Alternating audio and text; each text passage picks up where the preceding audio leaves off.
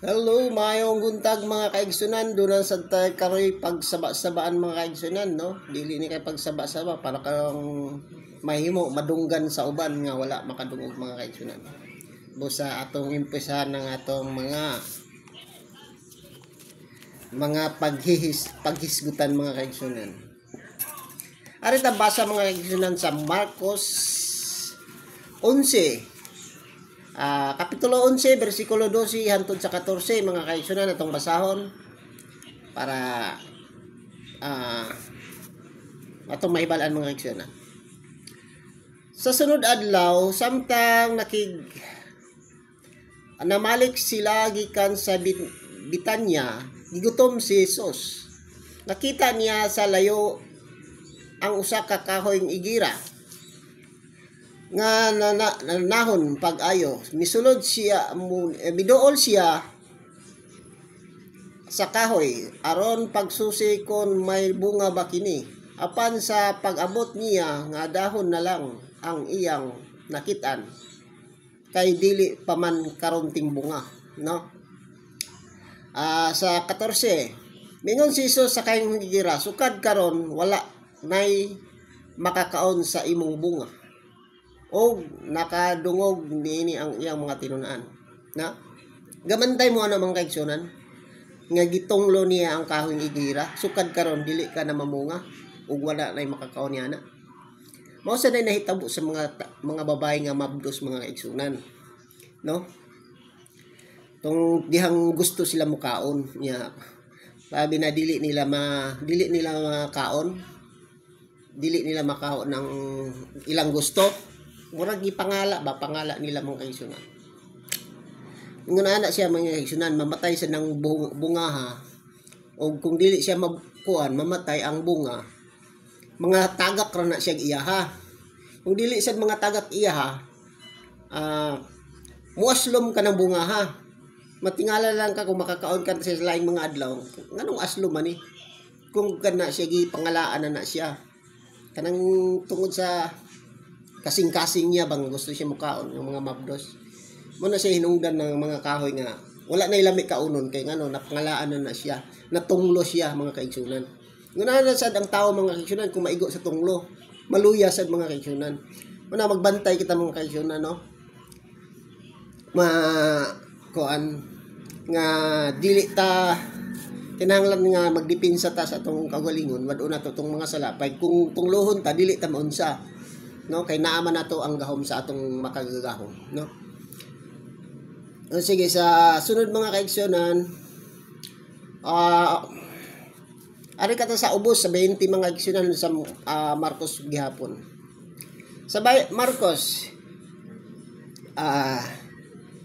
nianang sayo sa pagkabuntag samtang naglakaw sila sa dalan, nakita nila ang kahoyng igira. Nalaya na kini gikan sa kinatumyan hangtod sa gamot, na namatay mga kaigsunan ang kahoy. Sa 21, og nahinomdom si Pedro pagtunglo ni Jesus sa kahoyng igira, og siya mingon kaniya, magtutudlo tanawa, namatay ang kahoy nga igira nga imong gitunglo. Mingon si Jesus kanila, salig kamo sa Dios. Og timan kini makahimo kamo pagsugo ni bisan niining bungtura, maalsa ka og maitsa ngadto sa dagat. Kung kamo walay magduha-duha sulod sa inyong kasing-kasing og nagtuo nga mahimo ang inyong gisulti, mahimo gayud kini, no? Kung nagtuo ka sa Dios nga wa kay duha-duha sa imong kasing-kasing, mutuo ang Dios sa imong gipanulti, no? Manang diri sa pagtulunan nato mga kaigsunan, gibawal niya yung kanang magsulti kag dautan para mutuo nimo ang imong kung unsa ang imong sulti, mutuo nimo. Munang bawal ka magsulti mga dautan para dunay gahom ang imong tingog, no? Kay ang Dios good mao kana siya. mo ang tingog mga kaigsunan. Sa kuan tayo sa 24, tungod niini mingon kamo nga bisag unsa nga inyong pangayoon diha sa pagampo, tuhoy nga madawat ninyo kini o mainyo gayud kini, no? Tungod kay tuhuan nimo, pero limpyo na ang imong kasing-kasing ana ha. Kanang wala na kay dautan mga gikan sa imong kasing-kasing katong manggula ang mga daotang daotang butang na sa imong kasing-kasing, di ba mugawas man na sa imong baba, no? Pag dautan ang imong kasing-kasing good, kumasuko ka mugawas na sa imong baba. Mugawas na lang tong dili mao sa imong baba kung masuko ka. Munang ampingan na siya kung wala na siya. But pasabot makamando ka ni bisan kinsa. No, pwede ka magmando ni bisan kinsa. Mutuo na siya nimo tungod kay wala man kay gipangsulting mga daotan. Nya walay nakatago sa imong kasing-kasing. Pagsulti lamang nimo sa isa ka tawo o mga butang, moabot na nimo dayon, no? Tungod kay ang imong pulong gamahanan, no?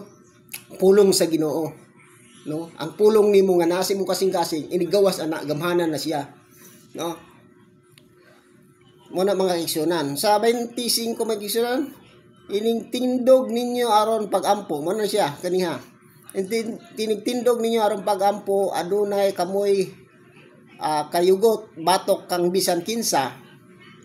Pasaylua una siya aron ang imong amahan nga atua sa langit mo pasaylo usab kaninyo, no?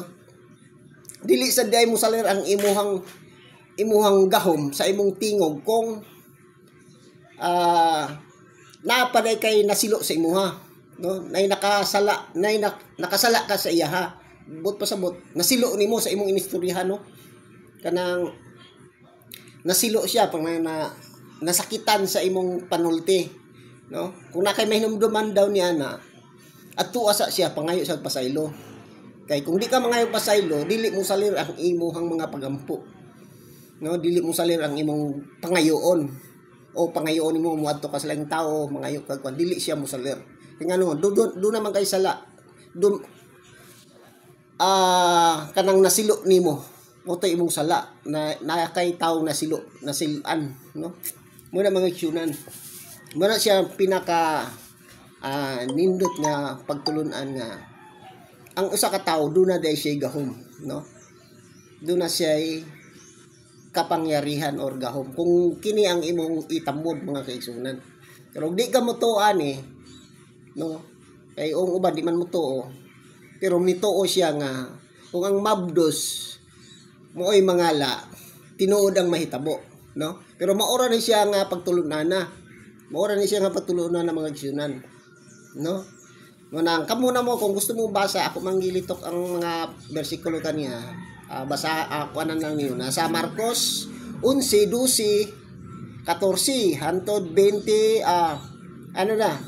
kapitulo 11 bersikulo 12 hantod 14. Then us ka ato ka sa 20 hantod 25 para masakpan nimo kung unsay naa dito mga igsunan. Og diha na tama na ang atong paghisgutan karon mga igsunan. Daghang salamat kaninyong tanan.